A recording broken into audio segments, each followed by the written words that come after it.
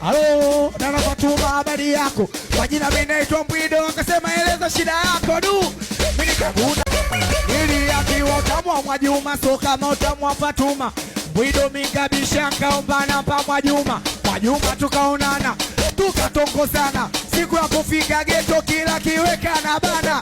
Mimi nikaona salau nikaomba namba Fatuma.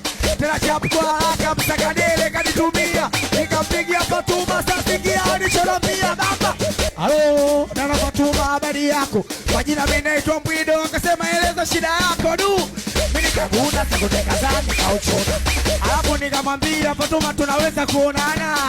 Kajibu ndio ila akasema akambali.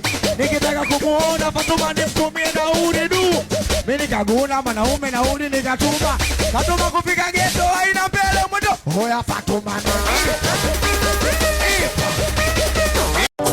Yeah. Zunguka loud about it. Nipe mzuka. G. Zunguka loud about it. Mchore nyoka miguu ipande pati na bati. Bati takulia utapata unachelewesha wakupi tupite kati hapo. Moyo ibaya. Unasemaje tuibe? Ibaya. Unaitwa mchezo wa dunia, huwezi kucheza bila mbili, jinsia sio binadamu tu, ndege na wanyama pia.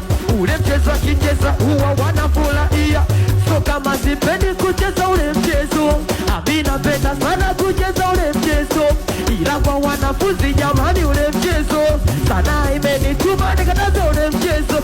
Watu wanafunga ndoa sababu ule mchezo, wengine wanajiua sababu ule mchezo. Ketizo nimeacha shule sababu ule mchezo, tutafanywa mtu kule sababu. Unasema spirit inaanguka, nipe mzuka. Yeti spirit inaanguka, ina kazi gani spirit? Siku nyingi nanyuka na washa kama spirit.